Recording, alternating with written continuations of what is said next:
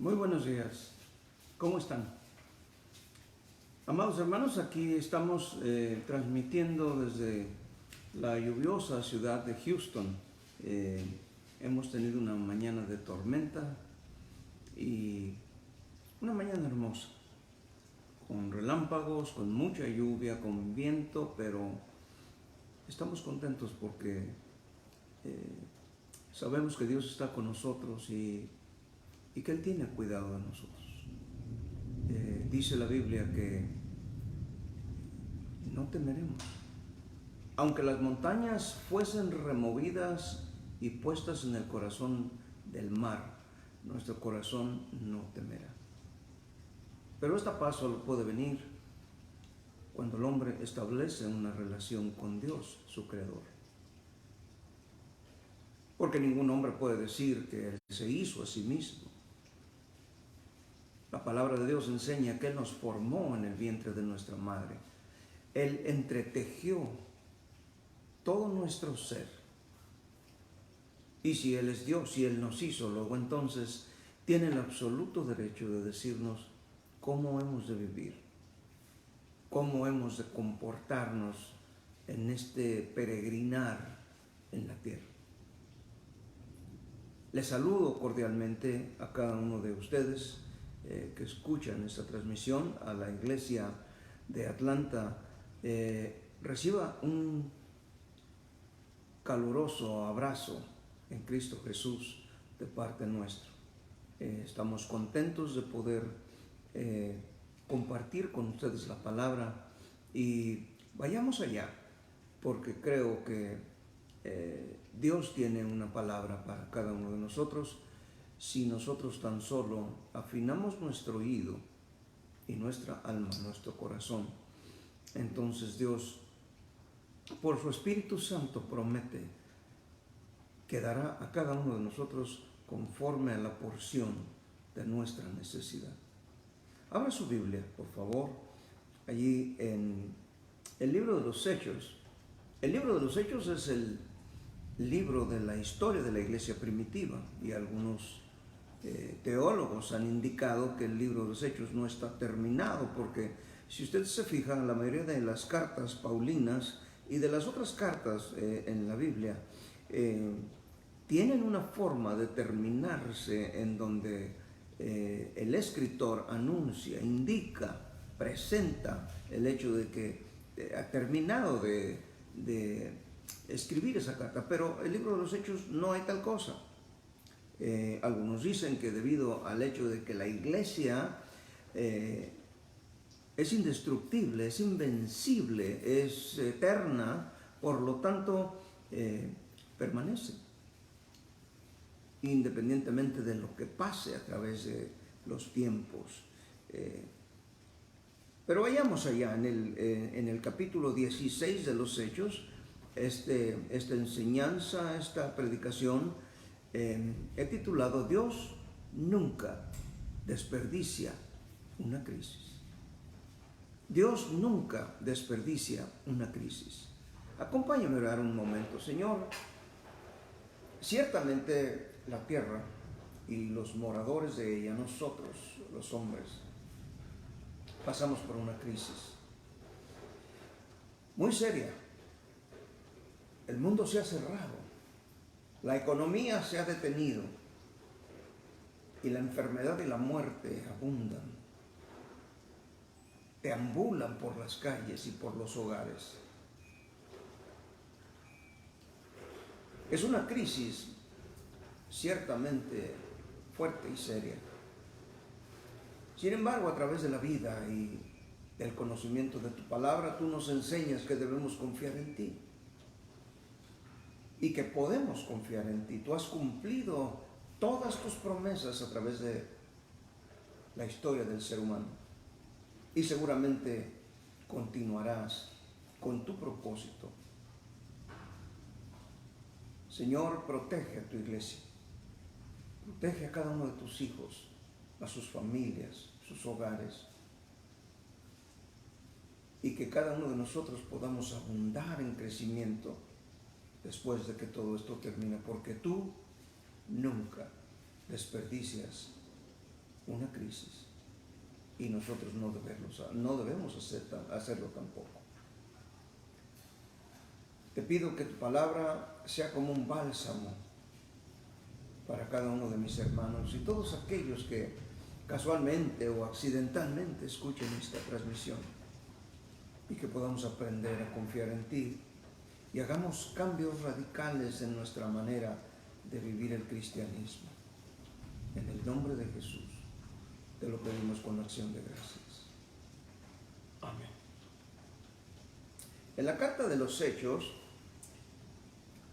encontramos varias ocasiones en donde el apóstol Pablo, así como el apóstol Juan y el apóstol Pedro, se encuentran en situaciones de crisis. Aquí en el capítulo 16 del libro de los Hechos, nos encontramos con un Pablo y Silas encarcelados.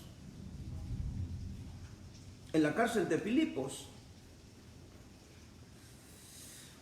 habían sido tomados por la gente de esta ciudad y los habían entregado a las autoridades porque les habían estorbado sus ganancias. Y son refundidos en la cárcel.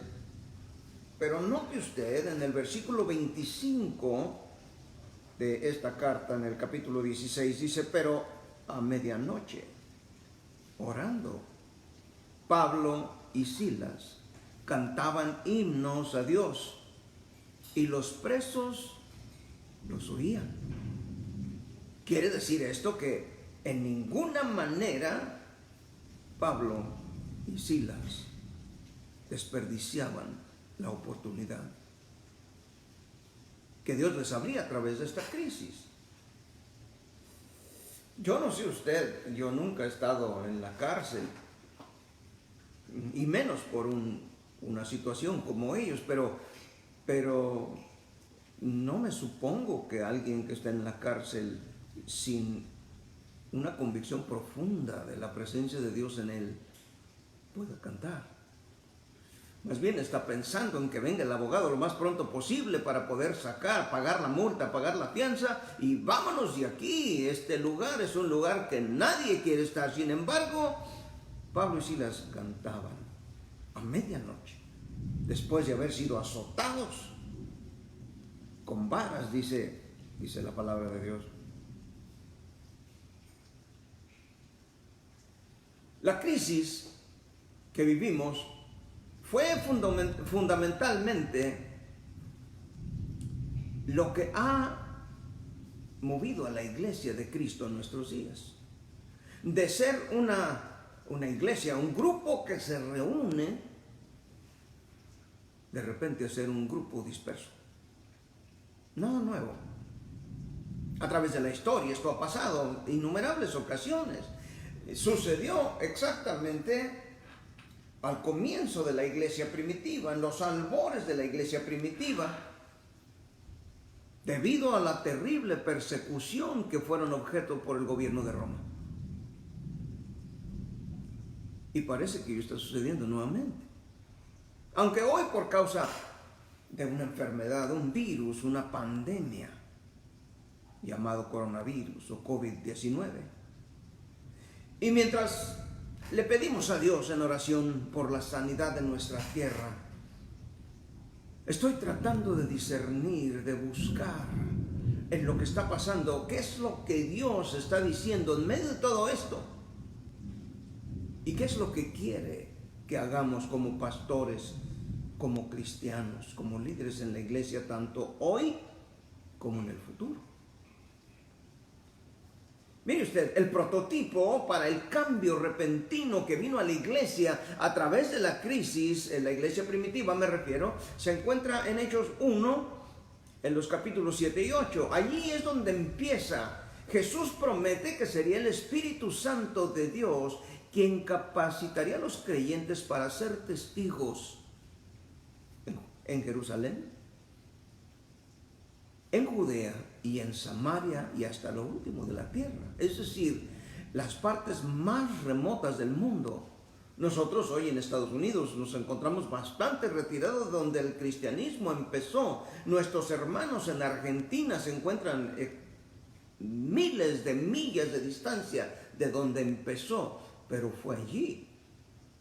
Y la razón fue que la dispersión tuvo ganancia, porque Dios nunca desaprovecha una crisis.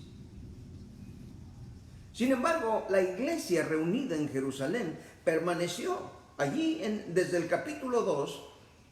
Vemos claramente que el Espíritu Santo en el día de Pentecostés vino bautizó con el poder de lo alto a quienes estaban ahí. Pero la iglesia permaneció. Y no es sino hasta el capítulo 7, después de que el primer mártir del cristianismo, llamado Esteban, es apedreado. Después que les da una enseñanza extraordinaria de la historia del pueblo de Israel y la historia de cómo Dios a través del tiempo ha sido fiel y cómo había enviado a Jesús para que por medio de él el hombre pudiera llegar a tener nuevamente comunión con Dios. Las religiones son el intento del hombre, el afán del hombre por llegar a Dios. La palabra religión significa religar, tratar de restablecer la relación que fue rota por el pecado. Pero Esteban y nosotros no predicamos una religión. Conminamos, invitamos, instamos a los hombres a establecer una relación con Dios significativa, vital, salvífica, por medio de la cual el hombre puede obtener el perdón de los pecados y la vida eterna. Y así fue como, a través de una crisis, el Evangelio se extendió, el Evangelio creció hasta los últimos lugares de la tierra, del mundo, las partes más extremas. Tengo la firme convicción, creo que Dios no fue quien provocó o quien causó la tragedia, no, ni siquiera deseaba la persecución de los primeros creyentes, pero sí la permitió. Entendemos por la teología que hay dos aspectos principales de la voluntad de Dios. Número uno es la voluntad decretal de Dios, que es incambiable.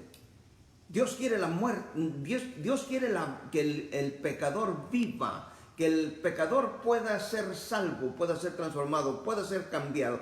Él quiere salvar al hombre, por eso envió a su Hijo amado. Está más interesado que yo y que todos los predicadores juntos, por eso es que envió a su Hijo.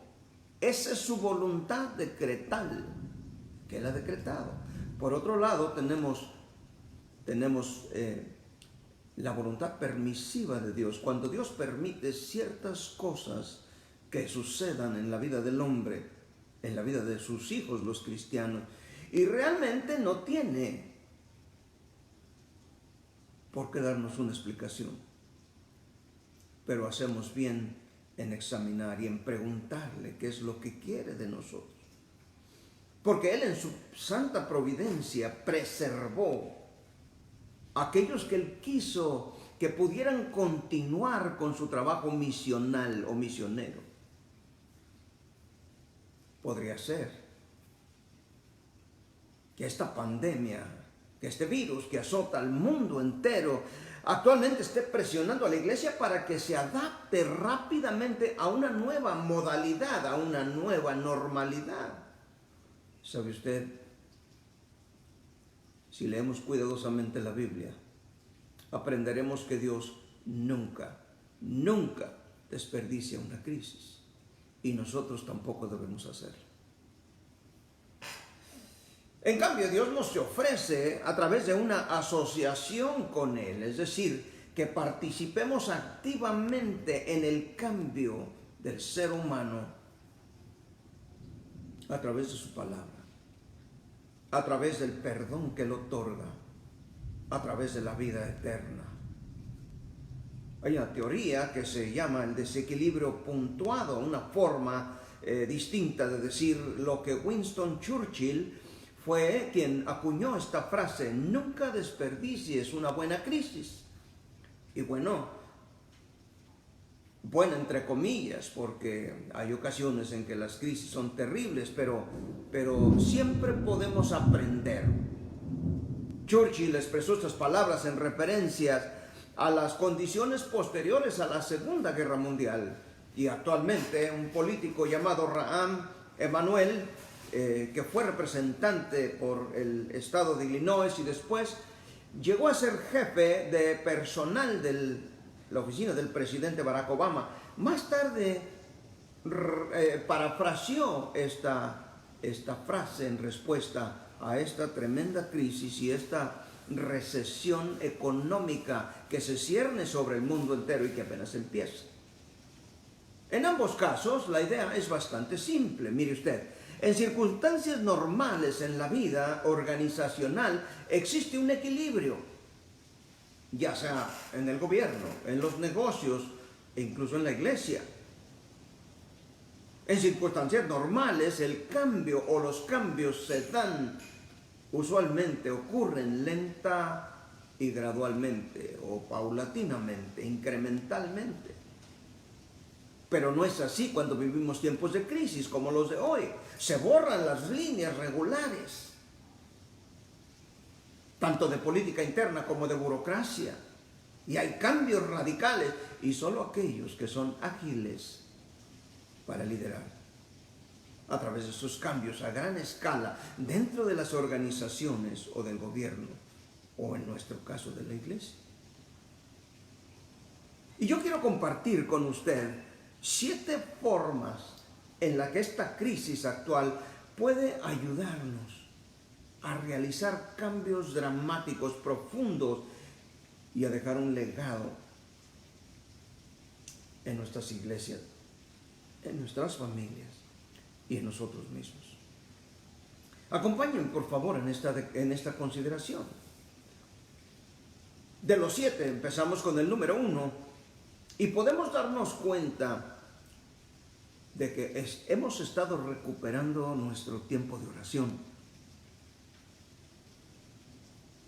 Anteriormente era una queja constante y latente. Todo mundo decía que no tenía tiempo de orar, de considerar la palabra de Dios, de reflexionar en ella. Y usted podía escuchar constantemente que la gente vuelve y repite lo mismo: no, es que no tengo tiempo, pero bueno, creo que si somos un poquito más honestos, sería mejor decir no hago el tiempo, porque mi día se compone de 24 horas, yo no sé el suyo. Si hay alguien que su día tenga 36 horas, me gustaría mucho hablar con él, tal vez pueda yo aumentar unas horas a mi día y poder lograr más. Pero mire usted, del mismo modo que los proveedores de internet se esfuerzan en aumentar la capacidad de la velocidad del internet y lo quieren hacer a la velocidad de la luz el día de hoy, porque todo el mundo está en casa. Y empresas como Netflix, como HBO o HBO le llamamos aquí en los Estados Unidos, o Prime Video, o la misma televisión de cable, compañías de videojuegos y teleconferencias como esta compañía que ha tenido un auge extraordinario llamado Zoom. Acabo de aprender cómo manejar esa aplicación. Ellos quieren tanto negocio como audiencia cautiva y vaya que lo están logrando. Tampoco la maldad desperdicia la crisis. Pero pensemos también en esto: si acaso hay ángeles en el cielo a cargo de monitorear el tráfico de las oraciones, probablemente estén muy ocupados, tanto como las abejas están en primavera, volando de aquí para allá y trayendo el valioso cargo de la miel. Ciertamente esta tremenda crisis ha provocado un aumento en las solicitudes de oración, la oración intercesora, la oración espiritual, tantas como no hemos visto en muchas generaciones. Cristianos en general, iglesias en particular, pareciera que hemos encontrado nuevamente las llaves de los viejos armarios de oración y los hemos vuelto a reutilizar. Por supuesto, lo interesante no es inspirar la oración en medio de la crisis, sino sostenerla aún después de que pase. Es una verdad, es una realidad que en la mayoría de las iglesias, las actividades menos concurridas, donde menos gente recurre o asiste, son las reuniones de oración. Y mire usted, los padres llegan temprano a la guardería antes de que se llene. Llenamos el espacio de cualquier tipo de actividad, eventos para los jóvenes solteros, eventos de matrimonios. En Guadalajara tenemos el evento de matrimonios, 2 congresos al año, y se llenan de tal manera que decimos, no hay más cupo, no podemos tener a más personas. Siempre completamente llenos o con una excelente asistencia. Pero las reuniones de oración, por otro lado, siempre tienen menos asistentes. ¿Por qué será? Ahora bien, reconociendo que esta realidad es diametralmente opuesta a la declaración de Jesús, allí en Lucas 19:46, mi casa, casa de oración será llamada. Recuerdo no hace mucho tiempo, en diciembre, cuando nos reuníamos con otros pastores para planear el año del 2000, hablaba yo y les decía, nuestra iglesia necesita abrazar la oración como nuestra máxima prioridad. Lo dije y aquellos que toman notas lo escribieron, a lo mejor usted está tomando notas, lo escribieron, hasta se incluyó en los planes, pero nunca se actuó en serio. Hemos tenido y actualmente estamos teniendo campañas de oración, pero rápidamente después de la crisis volvemos a nuestra cultura regular, basada en actividades que no son de oración. Sin embargo, esta pandemia ha cambiado todo este paradigma.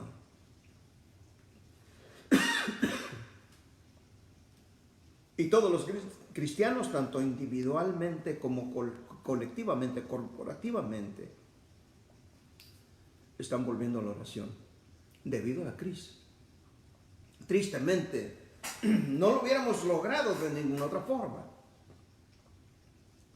Cada pastor, cada líder, ¿sabe usted? Deberíamos estar dispuestos para las personas que nos llamen puedan ser atendidas, para orar por ellos y para orar con ellos. Además, debemos orar fuera de las paredes de la iglesia, de las 4 paredes de nuestra casa y de la iglesia, mientras tratamos de hacer el ministerio. Sucede que debido a esta crisis, nuevamente nos estamos convirtiendo en una verdadera casa de oración para todas las naciones. El deseo de mi corazón es que esto continúe más allá de esta crisis y venga a ser algo permanente en nuestras iglesias, pero más que en las iglesias, en nuestras vidas. Número 2, el tiempo de pastor o el tiempo del pastor. Parece casi imposible admitirlo, pero estar fuera de la oficina ha dado un nuevo aire a mi productividad. Como usted puede imaginar, mi tiempo devocional, mi tiempo personal de oración, de reflexión, dedicado a la escritura, increíblemente han aumentado. El inesperado regalo del tiempo es un beneficio en medio de esta crisis terrible. Y estoy profundamente agradecido a Dios por ello. En la familia hemos redescubierto la alegría de las comidas juntos, los juegos en familia y en general salir a caminar, aunque solamente un poco en derredor de la cuadra. En nuestro caso vivimos en una situación donde hay un parque aquí fuera de la casa y podemos caminar, aunque muy corta distancia, y volver, pero juntos. Eso es lo importante. Trabajaremos duro para mantener estos elementos activos cuando termine esta crisis. Definitivamente estoy trabajando más duro desde casa, con llamadas, con oración, con consejería, diferentes cosas. Probablemente porque no tengo las codiciadas interrupciones de las interacciones del personal de la oficina. Las famosas juntas y reuniones improvisadas que vienen con el tiempo que tenemos que tener en la oficina. Y aunque reconozco que los equipos deben estar juntos y que volveré a una oficina, pero no con tanta frecuencia ni tanto tiempo. Esa aplicación que les hablaba del Zoom, que he aprendido a utilizar, me ha enseñado una forma más excelente de hacer juntas, en donde nos podemos ver en la computadora hasta 40, 50 diferentes gentes y podemos escucharnos y vernos. ¿Sabe usted? Tampoco extraño para nada el tiempo de los viajes, el gasto de comer afuera para cada almuerzo, o el estancamiento de estar atrapado en el tráfico o bien detrás de un escritorio cuando por cierto mi computadora portátil funciona igual de bien, tanto en la oficina como en la casa. Mire usted, todos sabemos que el sábado es un tiempo muy importante para todos los pastores. El problema es que también es todo lo demás. Debido a la cultura de consumo de los feligreses que hemos fomentado y que hace que parezca como que así debiera ser. La carrera, además, para hacer que los ministerios sean más grandes y mejores, solo para aumentar el apetito del club de campo cristiano al que hemos venido a llamar a la iglesia. Creo que esto cambiará, entre otras cosas, debido a esta crisis. Pero mire, es importante tomar en cuenta y considerar que el tiempo reflexivo es una de las primeras víctimas de las fugas de tiempo. Cuando tenemos tantas actividades, tantos planes, tantos propósitos, de repente el sentarnos a reflexionar en la palabra de Dios pareciera que fuera pérdida de tiempo. Incluso la oración o la devoción, la meditación, el pensamiento estratégico. ¿Sabe usted? Esto no es falta de tiempo, es trabajo. Desafortunadamente el trabajo sufrió pre-coronavirus. Y hoy tenemos mucho tiempo. Considere usted esta declaración del rey David en el Salmo 23, esta declaración que dice: en lugares de delicados pastos me hará descansar. ¿Sabe usted? Este verso siempre me ha parecido un tanto extraño, a decir verdad. La idea de que las ovejas se ven obligadas a hacer algo tan refrescante, tan relajante, parece contradictorio. Sin embargo, esto es exactamente lo que Dios ha hecho por nosotros en esta crisis y en este tiempo. Estamos todos en casa sentados y para muchos de nosotros ese pasto es realmente verde y refrescante. Número 3. El uso de la nueva tecnología o de la tecnología en general. El estar en casa me ha hecho recordar y reconocer cuántas cosas de mi lista de tareas de mejoras y reparaciones para el hogar no he podido hacer o terminar. Ahorita en mi mente puedo pensar en un montón que yo tenía planeado realizar y sin embargo han tenido que esperar. Del mismo modo, sabe usted, en la iglesia, organizar o crear una línea con una mejor recepción de internet, más sólida y eficiente, invertir, construir una mayor infraestructura electrónica, definitivamente ha estado en la lista de las tareas de todos los pastores, de todas nuestras iglesias. Sin embargo, la crisis no solo la ha puesto en la parte superior de la lista, ahora es la lista misma. Es lo más importante y lo más necesario. No hace mucho tiempo recuerdo que salieron esos llamados memes, en donde Jesús, caminando por las calles de Galilea, se dirige a unas personas que están ahí con sus redes y les dice que abandonen sus redes, que dejen las redes, haciendo alusión a que muchos miembros de las iglesias se la pasan todo el día en las redes. Y hoy Facebook es una gran necesidad. Incluso había pastores que ni siquiera tenían Facebook y predicaban en contra del uso de este. Y hoy están predicando a través del internet. ¿Cómo lo harían de otra manera? El otro día estaba mirando un anuncio que decía: somos una iglesia de Facebook. Buscamos su rostro y leemos su libro. Facebook. Buscamos su rostro y leemos su libro. Interesante, ¿no le parece? Pero al igual que el atleta talentoso pero poco apreciado, se esfuerza por ingresar al juego, buscando escuchar que llamen su número, que el entrenador le hable para poder salir y entrar al campo. Así la tecnología ha estado esperando para mostrarle a la iglesia lo que puede hacer, si tan solo se usa. Desde estar mejor conectado con nuestra congregación para el cuidado pastoral.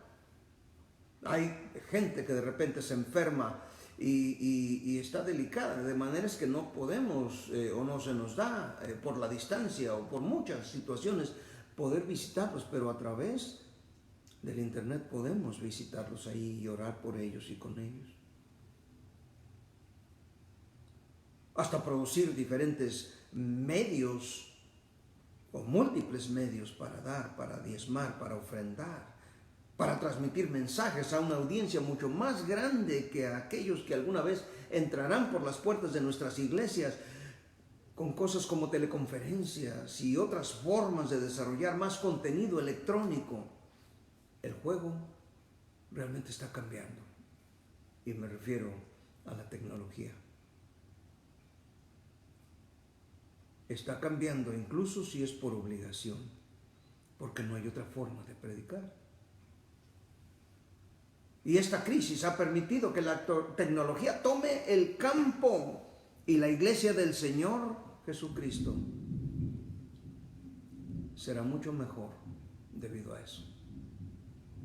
Proyectaremos y alcanzaremos a más gentes para Cristo. No importa que no vengan a nuestra iglesia, que conozcan al Señor y que busquen dónde reunirse para desarrollar los dones y encontrar el propósito de Dios para sus vidas.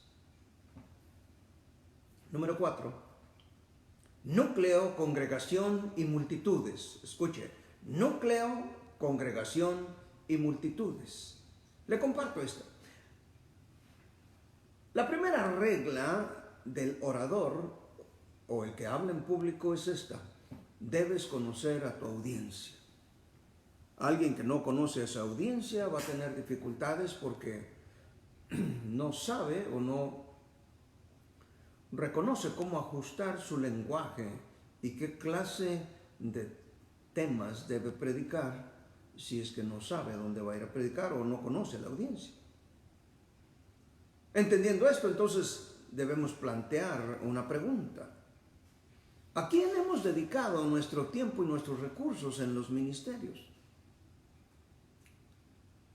Ciertamente ha sido entre nuestro núcleo, nuestra congregación, es decir, internamente. Hace ya varios años que he estado analizando y me he dado cuenta que los miles y miles de dólares que gastamos en personal y otros vendedores de servicios que contratamos para hacer gráficas, videos, materiales impresos que sean atractivos, todos están enfocados hacia las cuatro paredes, hacia la iglesia. Rara vez gastamos en publicidad o en marketing, tiempo de radio, de cable, podcast, cualquier otra cosa externa hacia afuera. Claro, publicamos sermones en YouTube, pero sin ningún esfuerzo deliberado para cautivar una audiencia activa. Pero no más. Esta crisis nos ha enseñado que si simplemente nos enfocamos en aquellos dentro de nuestras paredes, lo hacemos a nuestro propio riesgo. No simplemente porque el modelo atractivo para hacer iglesias no está sincronizado realmente con el flujo de nuestra sociedad, sino porque está fuera de nuestra misión. ¿Sabe usted? La iglesia de Jesucristo siempre debe estar en movimiento, anunciando, predicando. En ocasiones a veces fallamos, pero intentamos nuevamente, tratando de alcanzar a los perdidos a cualquier cosa y a cualquier costo, porque esa es la esencia del Evangelio.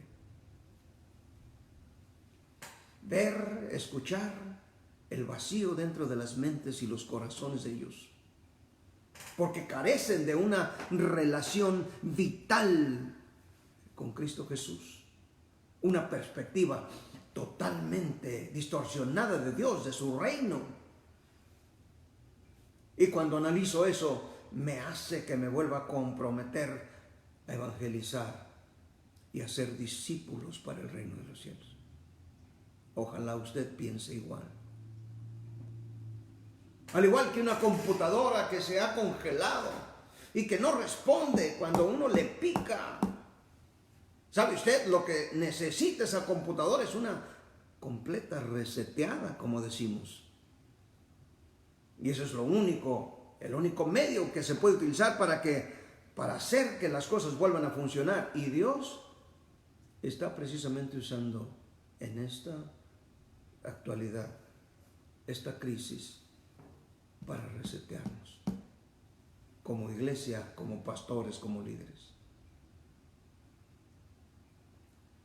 Número 5, encontrando nuestras voces. La semana pasada, aquí en casa, estábamos viendo algunos documentales de la Segunda Guerra Mundial con mi hija, con mi esposa y mi yerno. Y vimos esas escenas de lo que se llamó al ataque o bombardeo aéreo de 9 meses que Alemania sostuvo contra la ciudad de Inglaterra, o la ciudadanía de Inglaterra en Londres durante la Segunda Guerra Mundial. Se le llamó el Blitz, B-L-I-T-Z, the Blitz.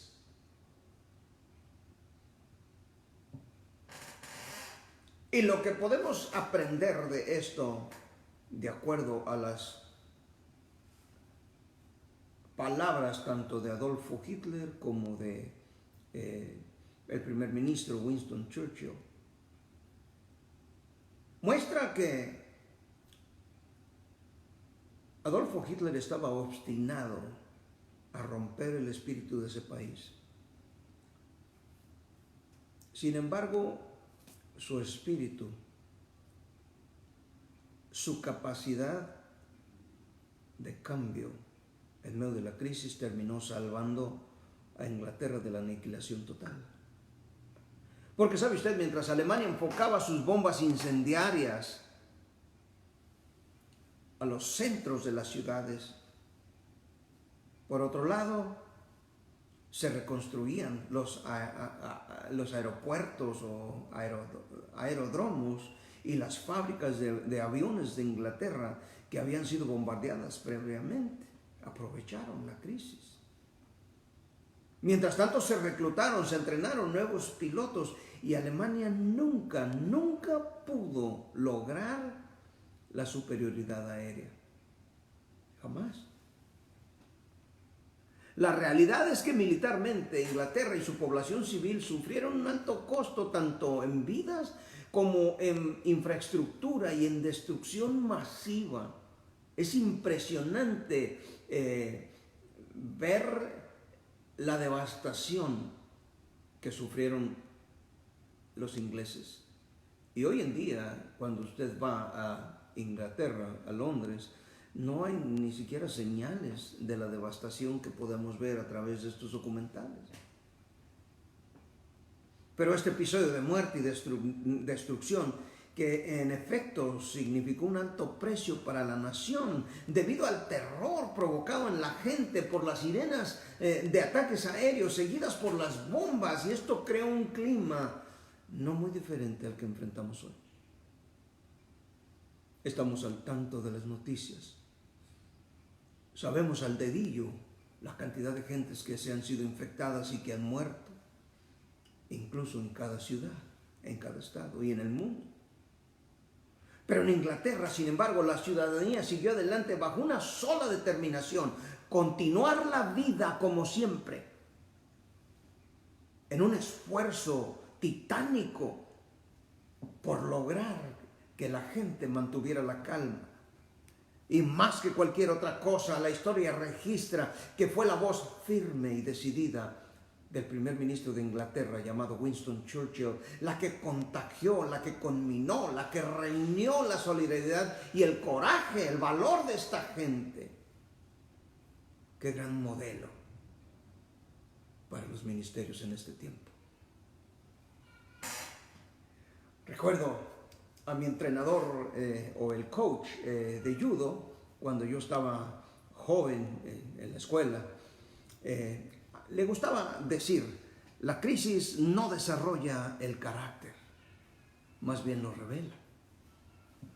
Y nos hablaba, ilustraba que un campeón tampoco se conoce o se descubre cuando gana esa pelea de campeonato, no, sino que es en el proceso de preparación, en su disciplina, en su ética, en su entrenamiento para esa grande pelea, donde sale y se deja ver que es un gran campeón. El púlpito de donde predicamos el evangelio de la gracia, de la vida eterna por Cristo Jesús o en Cristo Jesús, es uno de los últimos depósitos de grandes pensadores, personas íntegras, y la única fuente de esperanza para este mundo. Precisamente el mensaje de Jesús. Debemos hablar, sí. Es posible que no tengamos un púlpito intimidante como lo tienen los políticos, una palestra impresionante, o tampoco tengamos millones de seguidores como en las redes sociales como los tienen algunos, ni seamos celebridades que tenemos una gran voz, ni seamos influencers o personas de gran influencia. Pero sabe, Dios tiene manera de permitir que se escuchen las voces de los heraldos de Dios, de los mensajeros de Dios. Debemos hablar, al igual que yo. Es posible que hayamos evitado oportunidades para estar en plataformas más grandes, contentos de permitir a los más ambiciosos entre nosotros que busquen el centro de atención, pero el recreo ha terminado. Y es hora de que los adultos suban al escenario. Note, considere que gran parte de nuestra sociedad actual solo necesita un simple teléfono con cámara o una computadora portátil para llegar a millones. El fenómeno, irónicamente llamado hacerse o volverse virus, Solo requiere que un influencer, alguien con influencia, escuche el mensaje y lo comparta, y su voz tiene un enorme megáfono. Y si bien es importante atender a las necesidades de nuestras iglesias, de nuestra congregación, debemos de considerar y reconocer que el mundo está esperando nuevas voces para que por medio de la palabra de Dios y por su Espíritu Santo podamos darle aliento, respuestas, dirección y liderazgo. Particularmente porque están mirando que las viejas voces realmente no tienen nada que ofrecer. Mire usted, Netflix, YouTube, Amazon Video, que se están utilizando en este momento como el verdadero opio de los pueblos, de las personas, para adormecerlos, incluso idiotizarlos de una realidad para la que no están preparados, pero que deben enfrentar. Esta crisis ha obligado al mundo a convertirse en una audiencia cautiva mientras nos refugiamos en la seguridad de nuestros hogares. ¿Qué mejor momento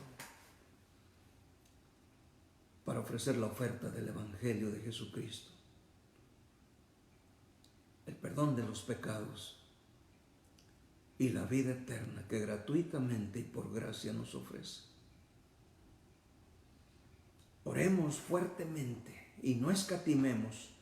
¿Qué esperamos? Es la hora de hablar de Jesús y de su salvación. Número 6. Pastor reseteado. Realmente se necesita una mano firme y una voz segura más que nunca antes en nuestras vidas. Los recuerdos de los años pasados trabajando con las familias a través del dolor, el consejo sabio de la palabra de Dios, algún joven, alguna señorita descarriada que estaba siendo ahogado, controlado, impulsados por la cultura. Ahora es importante que entren en acción. El discernimiento de la gracia de Dios que nos ha permitido intuir el dolor de las personas sentadas en las sillas o en las bancas, mientras esperábamos o esperaban ellos que nosotros les trajéramos consejo, inspiración. Puede ser el ungüento necesario para millones y millones de gentes que lo necesitan. Mire usted, grupos como el Grupo Barna, Tom Rainer, Pew Research y publicaciones como Christianity Today han documentado el declive de la cristiandad en Estados Unidos y han trabajado luchado para cambiar y revertir a través de los medios la tendencia. No considero que haya sido una pérdida de tiempo o que haya sido en vano. Creo que se estaban preparando para este momento. Acabo de leer una estadística que dice que un porcentaje de la población de Estados Unidos bastante reducido hoy se ostenta como cristiano. Debido a que nosotros como iglesia, nosotros como pastores, no hemos repetido lo que Cristo ya dijo desde nuestros púlpitos. Tal vez como el vendedor de paraguas que se siente en silencio en el mercado al aire libre, mientras otros comerciantes venden sus productos buscando atraer la atención de los clientes potenciales. Pero el vendedor de paraguas se sienta leyendo su periódico y escuchando música en sus auriculares. Y si te preguntas por qué no se esfuerza más, es porque es difícil vender paraguas cuando el sol está alto. Pero cuando las nubes se juntan y la tormenta viene, es cuando se venden. Como pastores nos hemos fatigado y hasta nos hemos quedado roncos en ocasiones tratando de vender paraguas o sombrillas cuando solamente hay sol, pero la lluvia está aquí. Y es nuestro momento de ofrecer refugio contra la tormenta, y el refugio se encuentra en Cristo Jesús, que es la única esperanza para el hombre, para el ser humano. Número 7. Las mesas se han volteado y las reglas han cambiado. Fíjese usted, acabamos de pasar por el periodo de la Semana Santa. La mayoría de los pastores, de nosotros los pastores, elegimos centrarnos en la parte de la celebración de las actividades del Domingo de Ramos, en la entrada triunfal de Jesús a Jerusalén. Esta se nos relata en los 4 evangelios. Se encuentra claramente anotada en los 4 evangelios. Preferimos esto en lugar de lidiar con el llanto de Jesús por la ciudad de Jerusalén, que pronto caería abatida, destruida hasta sus cimientos, y no quedaría piedra sobre piedra. O tampoco nos enfocamos en trastornar las mesas de una institución religiosa que se había deteriorado, como lo era el judaísmo en los días de Jesús.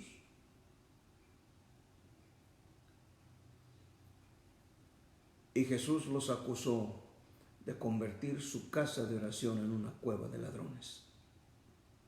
El mercantilismo y los negocios dentro de la iglesia.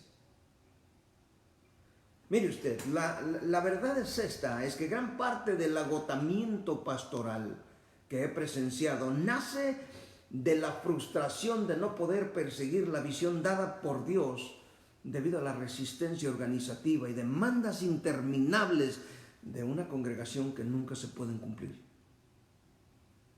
Y deja al pastor completamente exhausto, cansado. Con esta crisis ha llegado la oportunidad de llorar con la gente y por ella, y por la gente. Hoy se hace necesario compartir nuestra humanidad y entrar en la de los hermanos, las ovejas, con compasión, con esperanza, lo cual es la esencia del ministerio de encarnación que Dios nos ha llamado a vivir y practicar durante este tiempo de crisis. En Casa de Oración creemos que los pastores nunca estamos sobre la congregación, sino entre la congregación. Del mismo modo, Dios ha permitido el fortalecimiento económico de algunas familias de las iglesias que están dispuestas a bendecir a la iglesia compartiendo las bendiciones económicas que Dios les ha dado. Y la iglesia nunca volverá a ser la misma en estos tiempos. Y Dios nos ha escogido a usted y a mí precisamente para este tiempo, para un tiempo como el que estamos viviendo, para ser testigos de cómo por su Espíritu Santo y su palabra atrae a los hombres hacia Él, mientras la iglesia es transformada más y más a su propia imagen. Administrar bien este momento conducirá a una bendición para la iglesia y para el reino de Dios, pero ser negligente o abusar de esta sagrada confianza, aunque puede trabajar a corto plazo, se encontrará con el juicio de Dios en el futuro cercano. ¿Sabe usted? El cambio está aquí. Y le pregunto yo, si no somos nosotros, ¿quién? Y si no, es hoy cuando. Aprovechemos los tiempos y nunca desperdiciemos una crisis. Dios está con nosotros y nos mostrará el camino seguro, y el camino seguro se encuentra cerca de Él y de su palabra, que nos alumbra en la más densa oscuridad. Lámpara es a mis pies tu palabra y lumbrera a mi camino, dice el Salmo 119, 105. Caminemos en la luz de Jesús y miraremos maravillas que Él promete que hará en medio de nosotros si nosotros aprovechamos y no desperdiciamos esta crisis. Acompáñame nuevamente el miércoles. Empezaremos a las 7 de la noche y tendremos un tiempo de alabanza, de oración. Oraremos por aquellos que tienen necesidades o están enfermos y traeremos nuevamente la palabra de Dios para que sea como bálsamo a nuestro cuerpo herido, a nuestra alma abatida por esta crisis. Ore conmigo. Señor, gracias por tu palabra, porque es por ella que podemos conocer de ti. Eres un Dios que ha escogido revelarse a sí mismo a través de tu palabra, a través de lo que vemos. Gracias, Señor. Abre nuestro corazón y nuestra mente para que aprendamos en este tiempo de crisis y para que aprovechemos esta crisis y aprendamos. Ayúdanos a tratar a tu pueblo como tú lo ordenas en tu palabra, con amor, con paciencia, con doctrina, con misericordia y con gracia, como tú tratas con nosotros. Bendice a cada familia de Casa de Oración Atlanta, a cada esposa, a cada esposo, a los hijos, a los ancianos, y deposita en cada uno de ellos, de acuerdo a la porción de su necesidad. Pero que aprendamos juntos y que crezcamos en medio de esta crisis, y que tu nombre sea glorificado, y que al terminar esta crisis podamos reunirnos nuevamente trayendo las ganancias que tú nos permitas al compartir el Evangelio con otros que no te conocen o que han abandonado tu camino. Guárdanos, sosténnos, protégenos, sé tú nuestra provisión y te bendeciremos, porque tú eres grande y eres un Dios fiel y verdadero. En el nombre de Jesús lo pedimos con acción de gracias, creyendo con todo nuestro corazón, y te bendecimos. Amén y amén. Que el Señor le bendiga ricamente.